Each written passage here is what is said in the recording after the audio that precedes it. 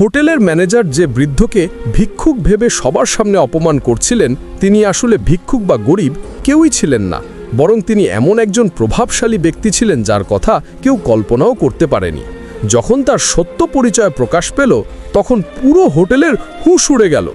সকাল ঠিক 11টায় শহরের সবচেয়ে বড় 5 তারা হোটেলের দিকে একজন বৃদ্ধ সাধারণ পোশাক পরে এগিয়ে যাচ্ছিলেন। তার নাম ছিল রামকৃষ্ণ দাস।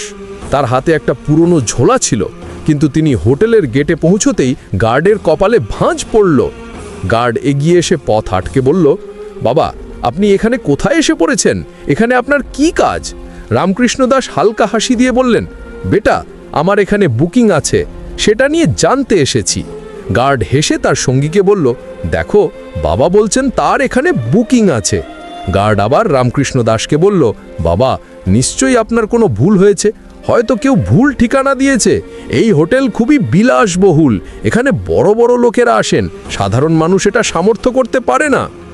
এর মধ্যে হোটেলের রিসেপশনিস্ট সুজাতা কাপুর এই কথোপকথন শুনে ফেলল। সে রামকৃষ্ণ দাসের দিকে তাকিয়ে তাকে মাথা থেকে পা পর্যন্ত দেখল।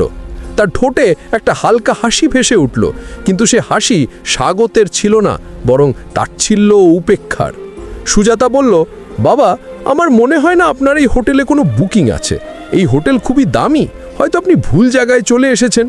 রামকৃষ্ণ দাস তার সেই শান্ত ভঙ্গিতে বললেন, বেটি, একবার চেক করে দেখো, হয়তো আমার বুকিং এখানেই আছে। সুজাতা উদাসীনভাবে কাঁধ ঝাঁকিয়ে বলল, ঠিক আছে বাবা, এতে সময় লাগবে, আপনি ওয়েটিং এরিয়ায় গিয়ে বসুন।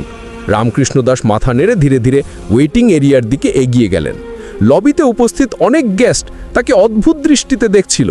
কেউ ধীরে বলল, মনে হচ্ছে বিনা পয়সায় খাবার খেতে এসেছে। আরেকজন বলল, এর তো এখানকার 1 গ্লাস জল